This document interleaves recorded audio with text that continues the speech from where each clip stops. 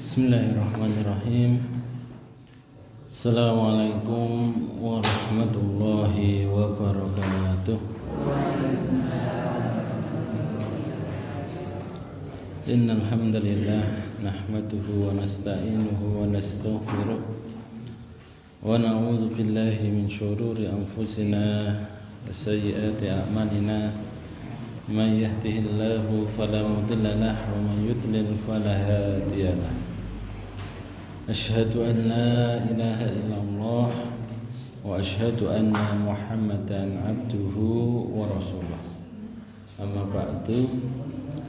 Bapak-bapak, ibu-ibu yang dirahmati Allah, monggo yang pertama kita memanjatkan puji syukur atas segala kenikmatan yang telah Allah berikan kepada kita. Ya, alhamdulillah pagi hari ini bisa bertemu lagi, ya, berkumpul.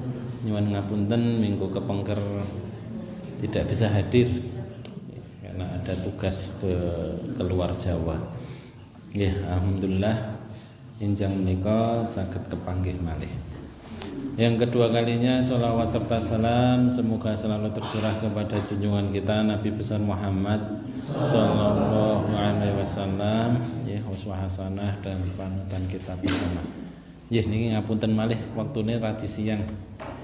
Mau teng ganjuran radi panjang niki wae. Nggih, insyaallah wonten injang menika kita badhe nerasaken kajian hadis ingkang nomor 12 gangsal.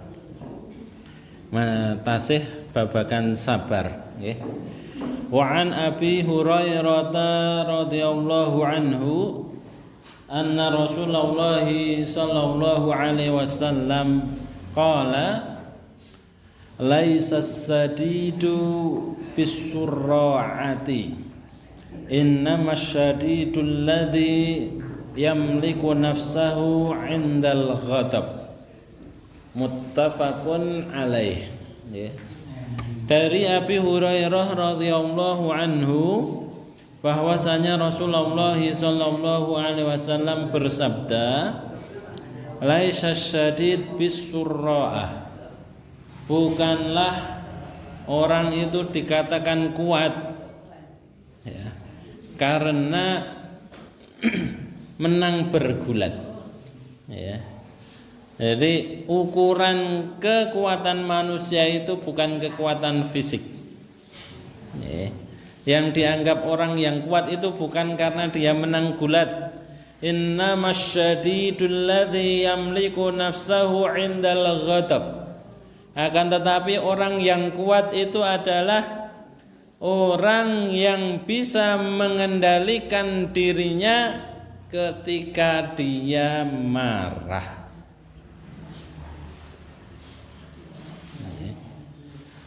Ukuran kekuatan manusia, niku bukan ukuran fisik dari kacamata agama, ya.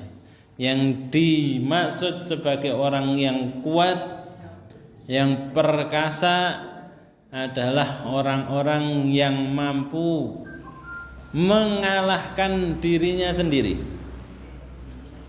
ya. Yamliku nafsahu, orang-orang yang mampu mengendalikan dirinya ketika marah, ya. Karena ketika orang itu sedang emosi, ya, Bapak Ibu sekalian, biasanya normalnya tidak bisa mengendalikan diri, normalnya. Makanya ada istilah dalam bahasa Arab, al-ghadabu awwaluhu jununun wa akhiruhu nadamun. Marah, ya, marah itu permulaannya seperti orang gila. Kenapa dikatakan majnun, ya, seperti orang gila? Karena dia tidak sadar apa yang dia katakan, apa yang dia lakukan itu di luar kendalinya.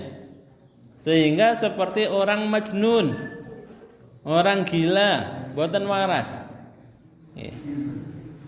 Orang marah itu tidak sadar. Awwaluhu jununun wa akhiruhu nadamun. Tetapi nanti akhirnya ya adalah penyesalan. Bapak Ibu ketika mbok pilih duka kalian putra-putrane, ya. Saking jengkele dikeplak. Ya. Tapi setelah anaknya nangis atau setelah anaknya kabur misalnya nggak terima dikeplak ibu, ya, yang ada adalah penyesalan. Ya. Jadi memang awalnya ya permulaannya orang emosi, orang yang tidak bisa mengendalikan emosinya niku nggih kados tiang-tiang ingkang kurang akale. Ya. Tetapi sekarang menyesal, kadang besok nggih diulangi lagi.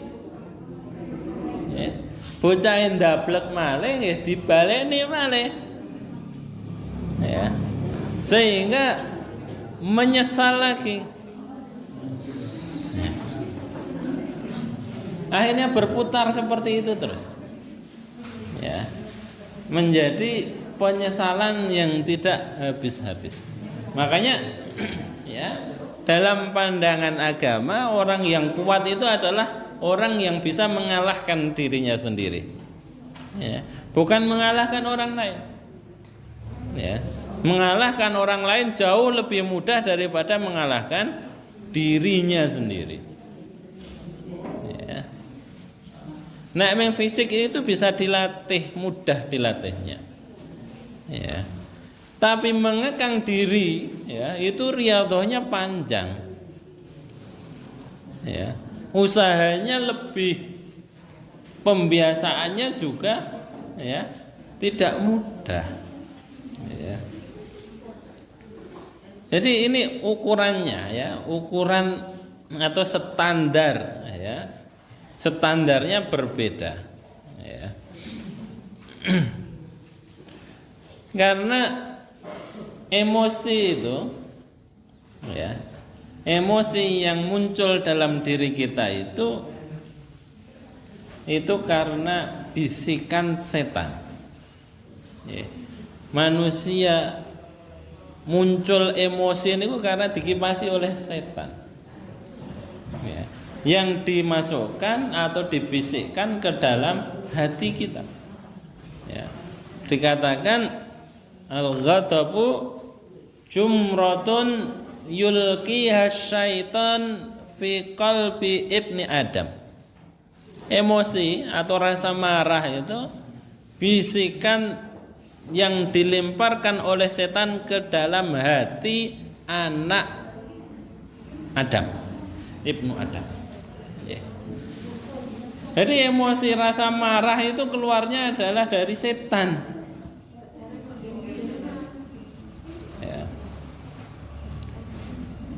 Sehingga untuk mengalahkan emosi ini ya kita harus bisa mengalahkan setan tadi. Ya. Tidak mudah memang. Ya, tidak mudah untuk bisa melakukan ini, ya. Jadi menjadi marah ya, kemudian dilampiaskan dengan fisiknya. Awalnya dari ya, karena rasa panas dulu dalam hati kita, ya, munculnya dari dalam hati, ya, sehingga kadang fisiknya, ya, itu merespon apa yang ada di dalam hati, ya. Nah, sehingga perilakunya ketika emosi ini karena munculnya awalnya dari setan, emosinya tidak terkendali, ya. Nah, ini ada dua hadis ini dalam satu bab. Yang kedua, wa an Sulaiman ibni Suratin radhiyallahu anhu qala kuntu jalisan ma'an nabi sallallahu alaihi wasallam wa rajulani yastabbani wa ahaduhuma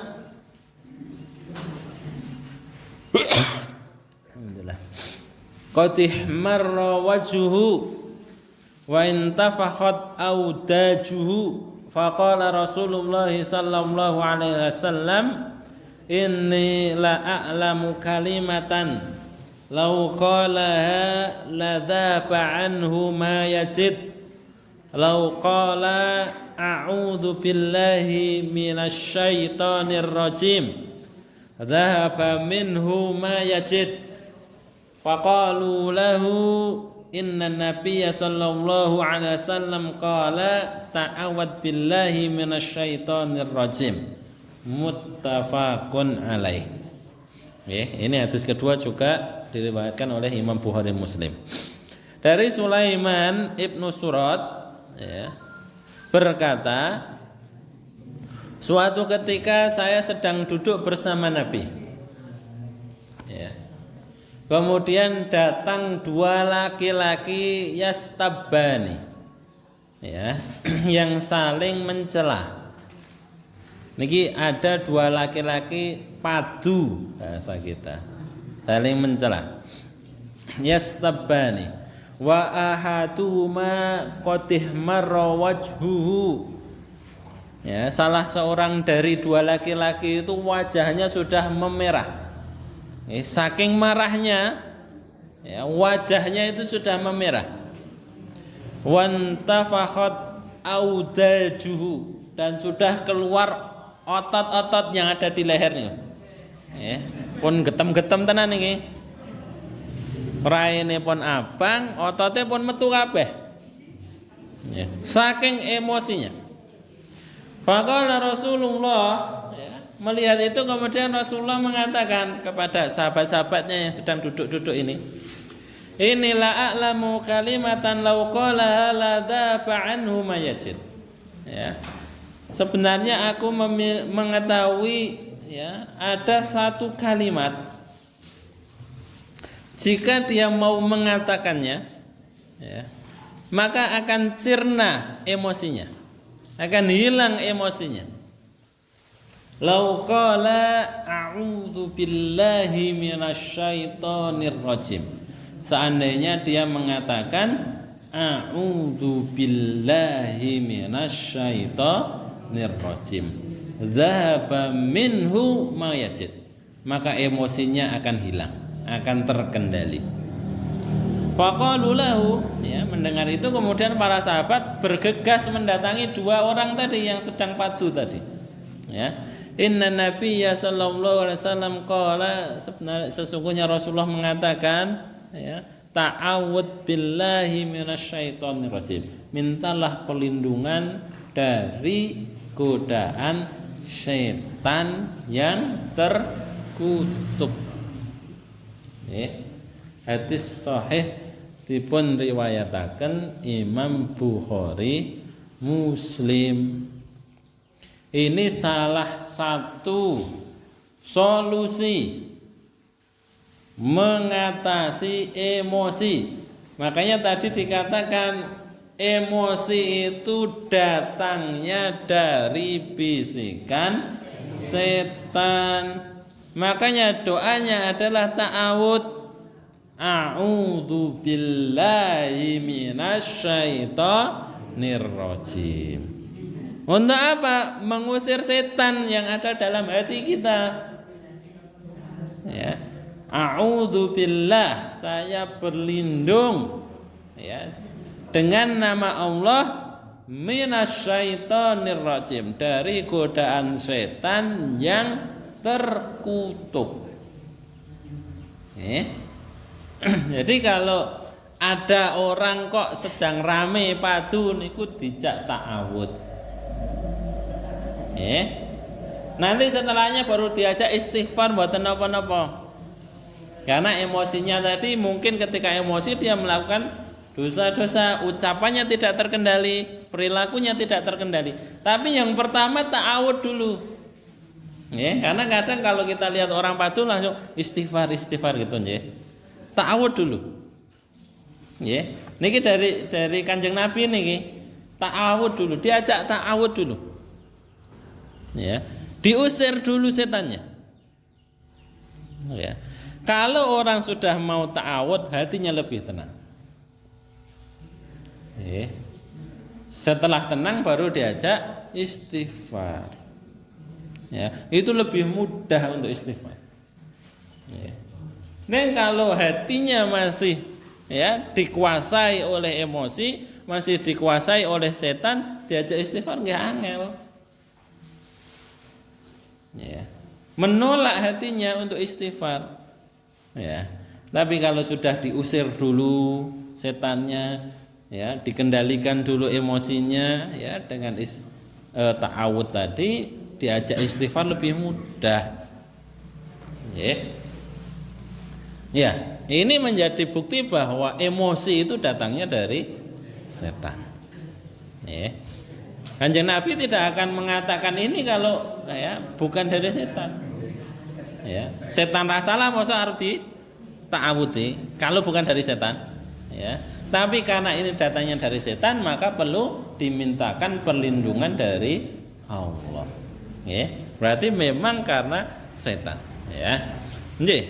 Jadi orang-orang yang kuat adalah orang-orang yang bisa mengendalikan dirinya, mengendalikan emosinya. Tetapi sekuat-kuatnya manusia, ada kalanya tergelincir, ada kalanya terbawa emosi, tersulut emosinya, sehingga kadang tanpa sadar dikuasai hatinya oleh setan. Dan ini tidak dipungkiri. Tidak dipungkiri bahwa mungkin saja orang-orang yang kuat pun kadang juga akan tersulut emosinya. Jangankan kita, Nabi saja juga pernah marah, merah pada mukanya. Pernah ketika hadis kemarin Nabi dituduh tidak adil, merah Nabi. Kalau Allah, kalau Rasulnya sudah dikatakan tidak berlaku adil, terus kepada siapa mencari keadilan? Artinya kekecewaan yang luar biasa, memerah. Tetapi kan Rasul kemudian tidak berperilaku yang bukan-bukan. Kemudian emosinya tidak terkendali. Emosi Rasul hanya sampai membuat mukanya merah saja. Tidak kemudian dilampiaskan dengan kata-kata, tidak dilampiaskan dengan perbuatan-buatan.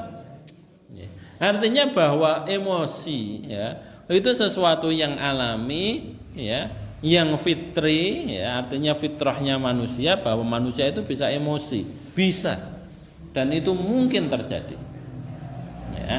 Makanya ketika emosi ini tidak bisa dihilangkan, dibuatkan jalurnya,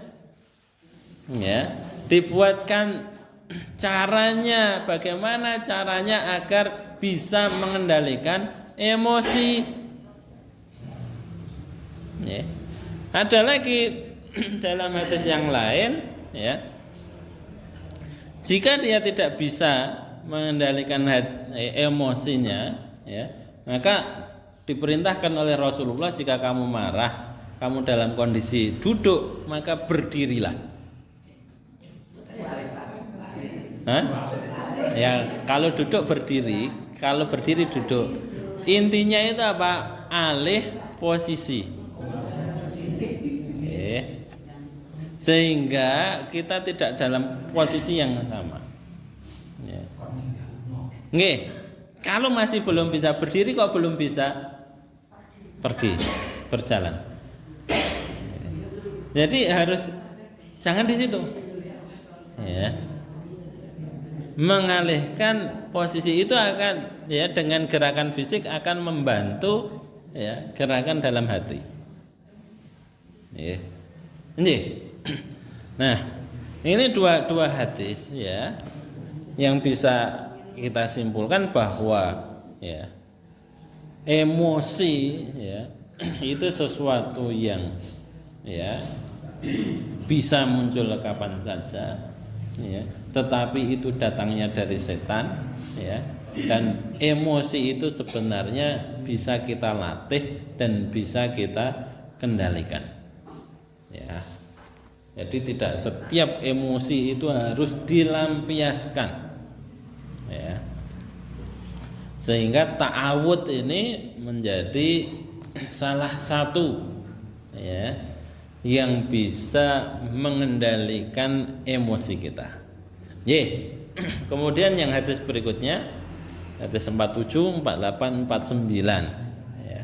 Wa an Mu'ad ibni Anas radhiyallahu anhu anna Nabiyya sallallahu alaihi wasallam qala man kadzama ghaidan wa huwa qatirun ala an yunfidahu ta'ahu Allahu azza wa jalla ala ru'usil khalaiq yaumal qiyamah hatta yukhayyirahu minal huril in ma sa'a.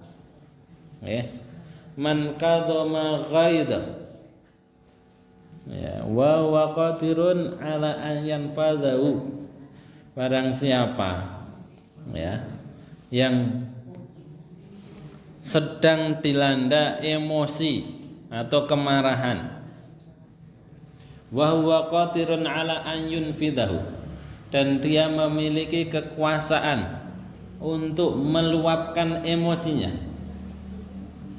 ya.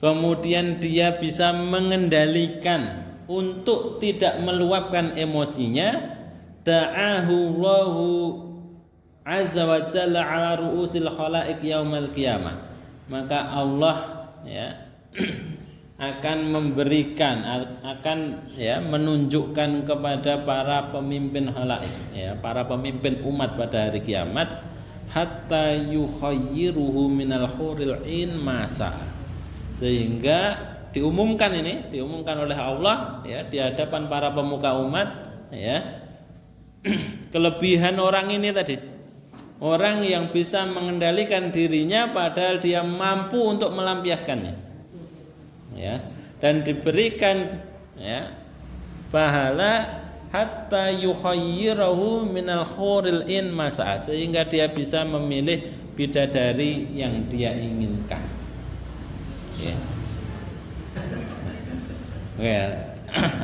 Nenek ngoten niki ibu-ibu mboten remen. Ya. Artinya apa? Ada keistimewaan ya yang diberikan oleh Allah, bukan masalah bidadarinya ya, tetapi ketika Allah mengumumkan di hadapan para pemuka umat ini, itu kan sebuah apresiasi ya, sebuah kehormatan yang mengumumkan Allah ya kepada para pemuka umat ini ya, khalaik, bukan hanya umat manusia tetapi umat seluruhnya ya, diumumkan bahwa ini loh si fulan ya, dia bisa mengendalikan dirinya padahal dia mampu untuk melampiaskan emosinya ya, tetapi dia tidak memilih itu. Artinya menahan emosi itu sesuatu yang besar ya, sesuatu yang istimewa ya, yang tidak sembarangan orang bisa melakukannya ya. Ini hadis diriwayatkan Abu Dawud, Tirmidzi ya, dikatakan hadis hasan ya. Wa an Abi Hurairah radhiyallahu anhu anna rajulan qala lin nabiy sallallahu alaihi wasallam ausini qala la taghdab faraddada miraran qala la taghdab, rawahu Bukhari ya. Dari Abi Hurairah radhiyallahu anhu ya, bahwasanya ada seorang laki-laki yang mendatangi Rasulullah ya, kemudian mengatakan, ya Rasulullah, berikan wasiat untukku ya. Kemudian Rasulullah mengatakan, la taghdab, jangan marah Ditanya lagi, ya Rasulullah, ausini. Ya. Ini sampai faradda tamiraran, diulang-ulang berkali-kali. Ya Rasulullah, berikan wasiat bagiku. Berikan wasiat kepadaku. Jawabannya cuma satu. La taghdab. Jangan marah. Ya. Diulang-ulang jawaban Rasulullah tidak lebih dari itu. Jangan marah. Ya. Wasiatnya mudah, ringan saja, cuma la taghdab, 2 kata ya. Tetapi untuk bisa melakukan ini ya, itu tidak mudah. Ya, tidak mudah. Makanya Rasulullah tidak memberikan wasiat yang lain kepada sahabat ini. Kenapa? Kamu bisa mengerjakan ini saja sudah luar biasa. Kamu bisa mengendalikan emosimu saja itu sudah sesuatu yang hebat. Ya. Gak usah wasiat-wasiat yang lain, kerjakan saja yang ini dulu. Kendalikan dirimu. Ya. Kendalikan emosimu. Ya. Tidak perlu yang lain. Nanti dalam hadis yang lain ada tulisannya la taghdab walakal jannah. Jangan kamu marah. Niki biasanya dihafalke anak-anak TK niki. Ya. Walakal jannah. Ya, maka bagimu surga. Ya. Karena tadi emosi itu datangnya dari setan. Ya, hati yang penuh dengan setan yang nggak akan bisa masuk surga. Bersihkan dulu. Ya, bersihkan dulu. La taghdab walakal jannah. Niki anak-anak kita sudah diajari ini dari TK. TPA, ya, TK Islam biasanya diajari ya di sini. Sebenarnya bagus, luar biasa itu. Ya. Tujuannya agar anak itu punya perilaku yang seperti ini. Tapi kadang ketika di rumah orang tuanya ngajari marah-marah. Ya. Sehingga belajar di sekolah sudah la taghdab walakal jannah, ya. Meresani orang tuanya, meresani baik, kadang seneng ya, marah. Nah niku akhirnya tidak sinkron pelajaran di sekolah dengan di rumah. Ya. Jadi kadang kita kita hafal hadisnya, cuma kadang kita belum bisa. Karena ini memang tidak mudah. Ya. Untuk bisa mengendalikan emosi itu benar-benar sulit. Ya, sulit sekali. Butuh pembiasaan yang panjang. Nah, pemelih ngadepi cah sakniki.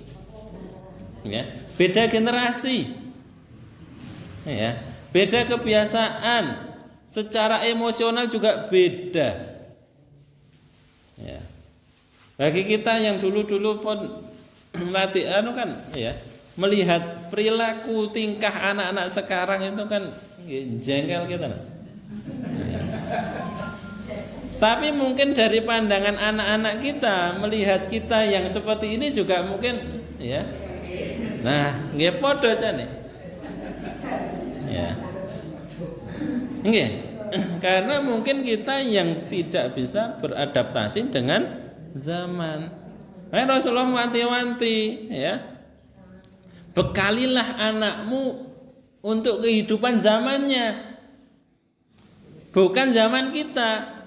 Kenapa? Karena Rasul tahu zaman itu berubah. Ya. Jadi perintahnya membekali anak-anak kita, nanti kamu itu akan hidup seperti ini loh zamanmu itu.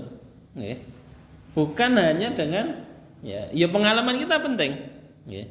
Pengalaman kehidupan kita itu penting sebagai dasar untuk anak-anak kita, tetapi jangan dipaksa untuk mengikuti apa yang dulu kita lakukan. Zamannya pun benten. Tapi itu menjadi dasar pondasi. Ya, dulu itu seperti ini loh. Ya, dulu ini orang ngaji ya, salah maca digitik itu. Ya. Nah niki mboten nangsa.